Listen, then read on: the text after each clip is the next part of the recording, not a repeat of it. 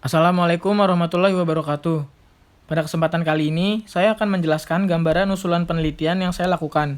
Pada penelitian ini, saya mengambil judul Pengaruh Ukuran KAP, Opini Audit Tahun Sebelumnya, dan Audit Tenur terhadap Penerimaan Opini Audit Going Concern.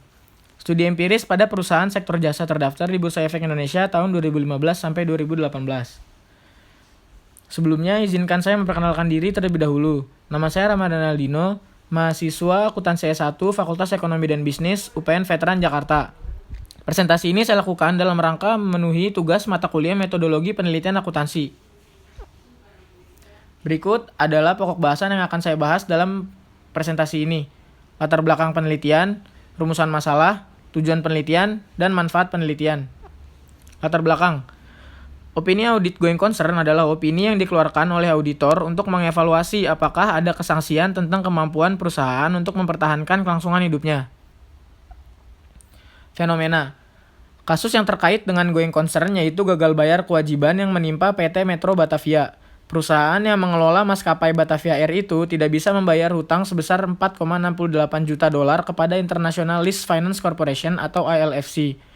Karena maskapai itu tetap tidak bisa membayar utangnya hingga jatuh tempo pada 13 Desember 2012, maka ILFC mengajukan gugatan pilot kepada Batavia Air di Pengadilan Negeri Jakarta Pusat. Berdasarkan penelitian Diva dan Suryono 2015, kenyataan ini menimbulkan pertanyaan mengapa perusahaan tiba-tiba digugat pilot karena pada saat sebelum dinyatakan pilot, laporan keuangannya menunjukkan kemampuan membayar kewajiban jangka pendek serta jangka panjang, serta kondisi arus kas yang baik. Laporan keuangannya pun dapat opini wajar tanpa pengecualian dan tidak menerima kualifikasi going concern pada tahun 2011. Selanjutnya adalah gap research. Untuk variabel X yang pertama yaitu ukuran KAP. Pada penelitian Ardiani dan kawan-kawan 2012 menyatakan bahwa ukuran KAP berpengaruh terhadap penerimaan opini audit going concern.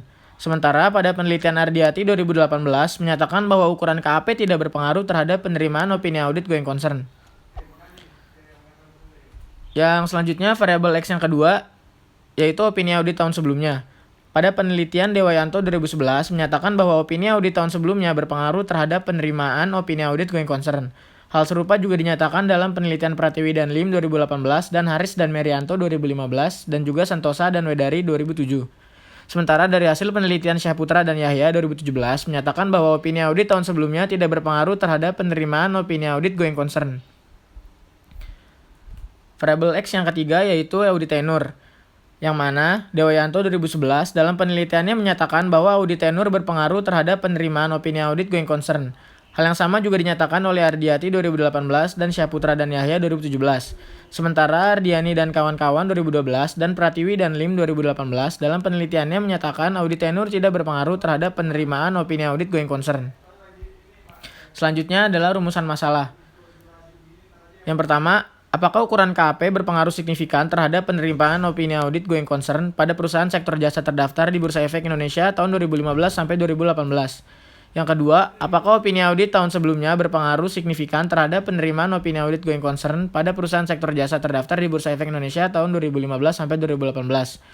Yang ketiga, apakah audit tenur berpengaruh signifikan terhadap penerimaan opini audit going concern pada perusahaan sektor jasa terdaftar di Bursa Efek Indonesia tahun 2015 sampai 2018? Selanjutnya adalah tujuan penelitian. Penelitian kali ini memiliki tujuan yang pertama, menganalisis pengaruh variabel ukuran KAP terhadap penerimaan opini audit going concern pada perusahaan sektor jasa terdaftar di Bursa Efek Indonesia tahun 2015 sampai 2018. Yang kedua, menganalisis pengaruh variabel opini audit tahun sebelumnya terhadap penerimaan opini audit going concern pada perusahaan sektor jasa terdaftar di Bursa Efek Indonesia tahun 2015 sampai 2018. Yang ketiga, menganalisis pengaruh variabel audit tenur terhadap penerimaan opini audit going concern pada perusahaan sektor jasa terdaftar di Bursa Efek Indonesia tahun 2015 sampai 2018. Selanjutnya adalah manfaat penelitian. Penelitian ini diharapkan dapat memberikan manfaat berupa yang pertama, kontribusi teori dalam menyediakan sumber-sumber referensi bagi peneliti yang akan melakukan penelitian mengenai opini audit going concern. Yang kedua, kontribusi praktek bagi para praktisi kantor akuntan publik dan yang paling utama adalah bagi auditor. Dari penelitian ini diharapkan dapat memberikan masukan dalam memberikan penilaian berkaitan dengan keputusan opini audit yang mengacu pada kelangsungan hidup perusahaan di masa yang akan datang. Sekiranya segitu yang dapat saya sampaikan. Kurang lebihnya mohon maaf. Wassalamualaikum warahmatullahi wabarakatuh.